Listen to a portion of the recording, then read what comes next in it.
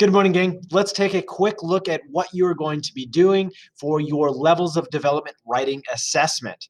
First, your task. You'll be taking what you've learned about the levels of development around the world and your research to analyze the progress your country has made. The sentence stems in red, more on that in a second, below will provide you a guide with how to answer the questions.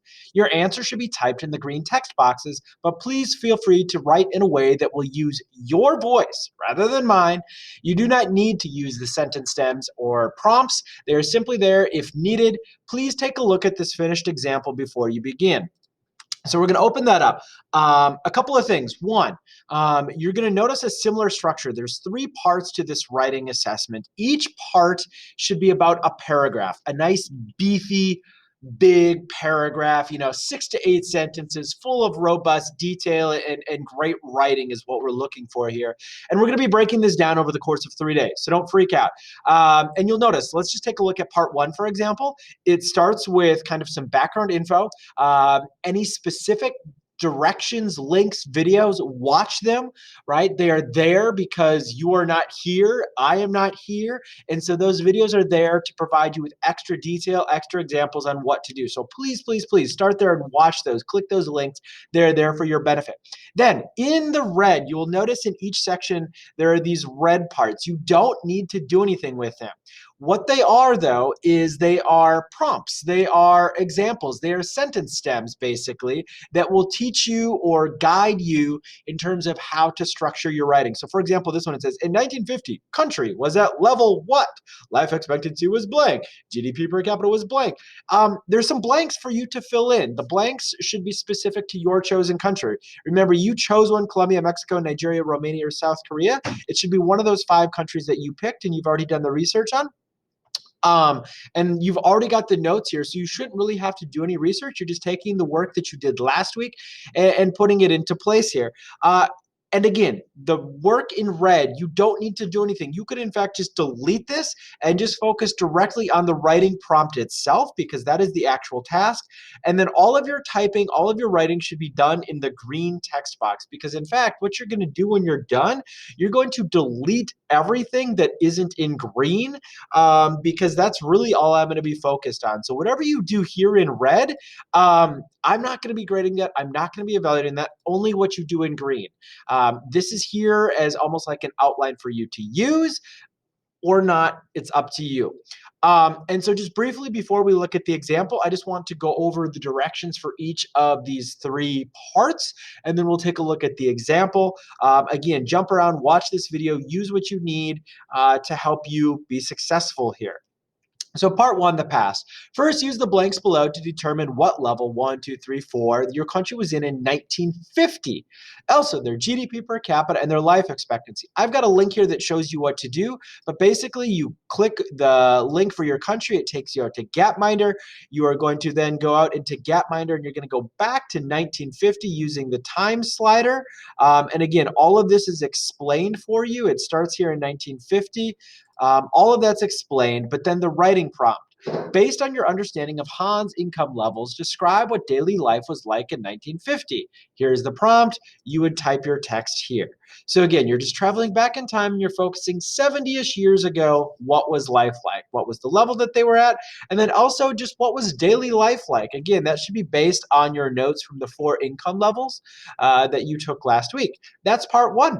Most of it should be done because all you have to do is use the work that you did last week and then put it in here into the green. Part 2, transition. Locate where your country was in 1950. Again, the links are here if needed.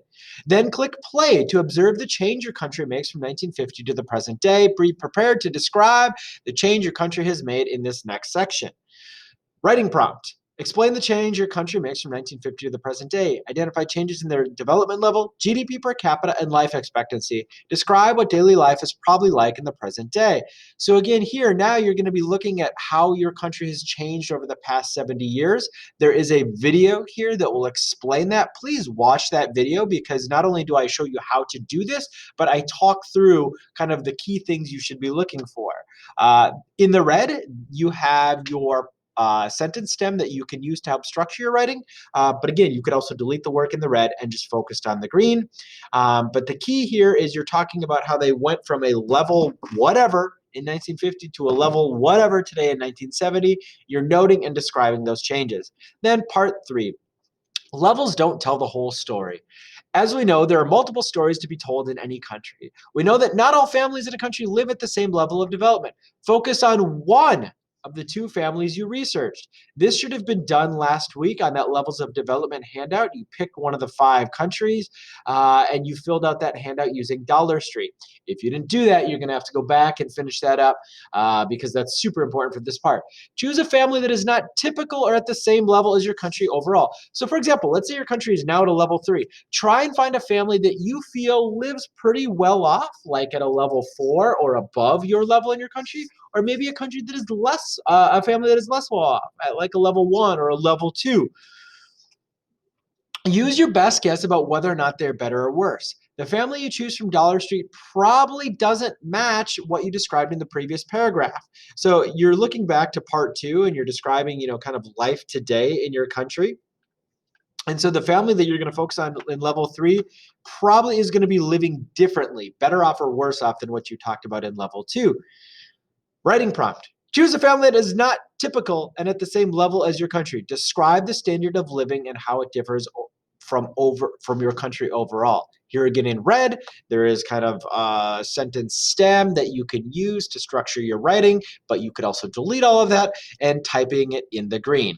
So really you're writing 3 paragraphs. 1 paragraph about the past, 1950, 1 paragraph about their change from 1950 to present day, and then 1 paragraph about a family within your country that is either better off or worse off than the country overall. Now, let's take a look at that example. So here we have an example completed assessment. This one uses China, so don't copy this because A, that's cheating, and B, you're cheating with the wrong country. We've been over this. If you're going to cheat properly, that would be cheating. Don't cheat. But, that would be improper cheating as well. And notice here, in this example, the red parts are filled out. However, you do not need to fill out the red parts. Right? You don't need to do that. But they're filled out just so you can kind of get an idea of what that could look like. And then in the green, we have the finished work. Now, when you're done and when you're working on this, like I said, you're going to do all of your typing in the green text boxes. Notice each of these example sentences or these example paragraphs is very detailed. There are specific examples. There's nice word choice. It flows. It's 6 to 8 sentences. And the prompts really do a good job. Now, this isn't necessarily, above and beyond in terms of writing quality. This is just kind of the expected, what you should be looking to do, kind of that solid B level work. You want to go above and beyond, you're going to have to go above and beyond. But this finished example here, I would encourage you to review it, especially the red and the green portions, before you dive into doing your red and your green. And then when you are done, notice it says, when you are done, please delete everything except for the green text boxes. Please delete everything except for the green text boxes. So let's say this was your finished product. You would just click, highlight, delete. Whoops. Right? You would just get rid of everything except for your green text boxes because that's all I am going to be evaluating is those 3 green text boxes. So you don't need to include any of the directions, any of the red, because all I'm going to be doing is looking on the green text boxes, reading your writing there, and evaluating based on that. The key to doing this, of course, is really laid out in the writing prompts. So there you go. That is what you have for your levels of development writing assessment. Please use the links, use the videos. Please reach out to me if you have any questions. I'm really looking forward to this. The key to doing this well is to be thorough, to be descriptive, to use a lot of detail and to really expand, right? You've got a lot of info at your fingertips, so use all of that and expand on it.